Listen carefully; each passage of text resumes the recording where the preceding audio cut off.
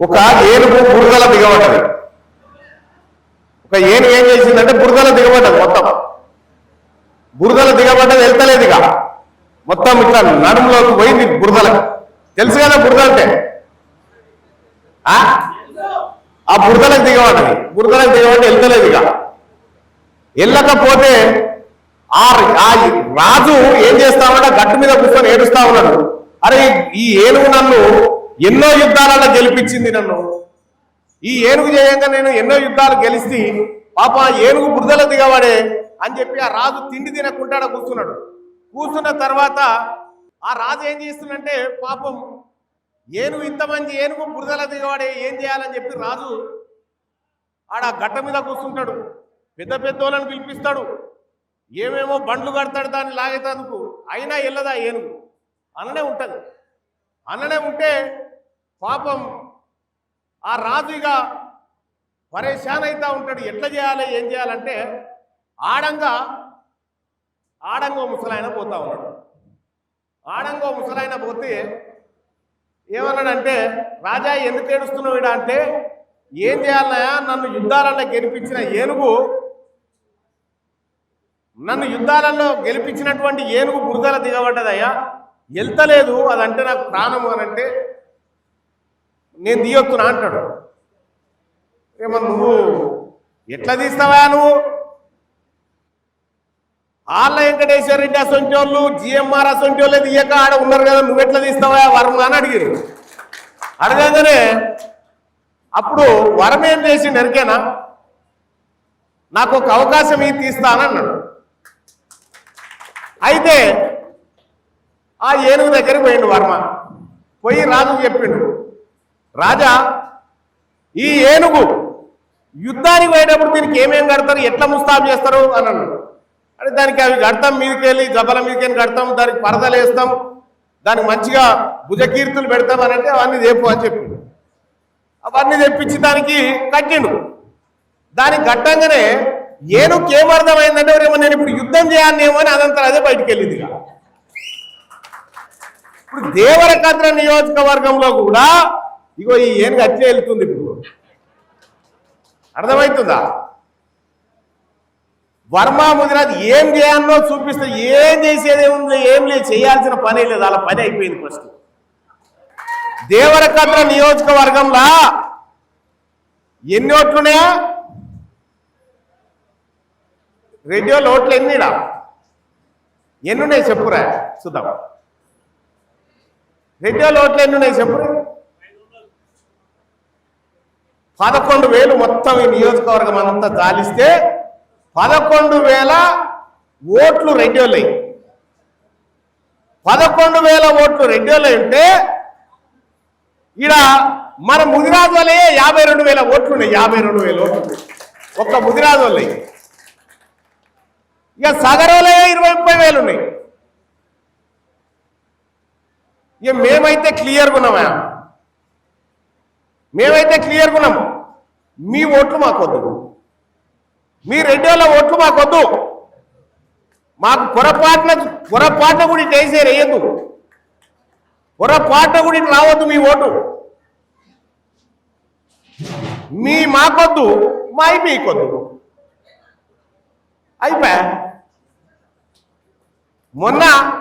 మొన్న ఎలక్షన్ జరిగింది. ఇక్కడ మొన్న ఎలక్షన్ జరిగితే మన చాలా మంది 4 అభ్యర్థులు నిలబడరా. ఒక ఆయన మధుసూదన్ రెడ్డి, ఇంకొక ఆయన ఆళ్ళ వెంకటేశ్వర రెడ్డి, ఇంకొక ఆయన ప్రశాంత్ రెడ్డి, ఇంకొక ఆయన సంతోష్ రెడ్డి. ఇలాగా నిలబడ్డారు. ఈ రెడ్డి వాళ్ళ ఓట్లు ఈ 4 రెడ్లకు పంచితే ఒక్కరికి 3,000 ఓట్లు కూడా రావు. ఒక్కరికి 3,000 ఓట్లు రావు.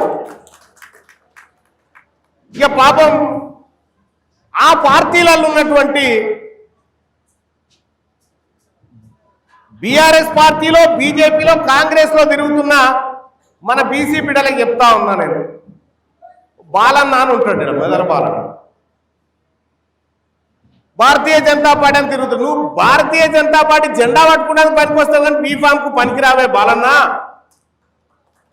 ఇదే కాంగ్రెస్ పార్టీలో కూడా ఉమ్మిగారు వెంకటేష్ అని తిరుగుతూ ఉంటాడు.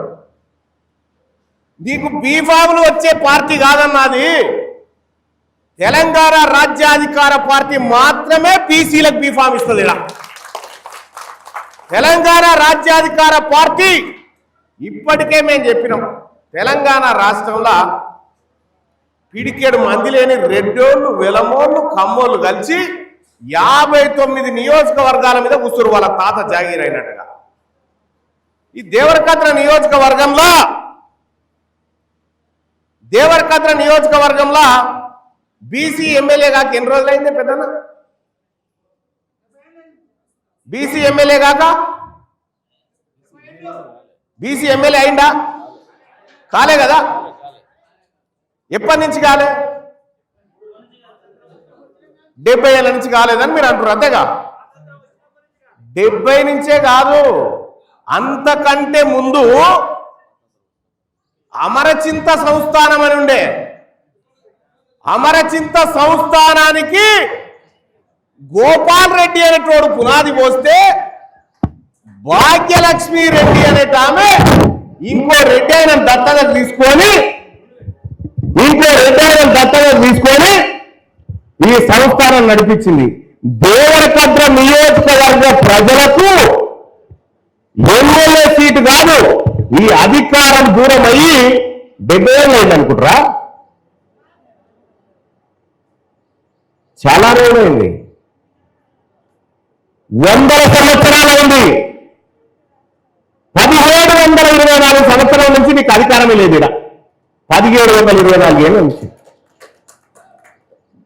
మొట్టమొదటిసారిగా దేవరకద్ర నియోజకవర్గంలో సర్జికల్ స్ట్రైక్ 59 నుంచి ఈ 59 నెంబర్ ఇక్కడ రిలీజ్ చేస్తా ఉన్నాం. రేపు రాబోయేటువంటి అసెంబ్లీ ఎన్నికల్లో దేవరకద్ర నియోజకవర్గం నుంచి బీసీ బిడ్డను అసెంబ్లీకి తీసుకుపోతాం.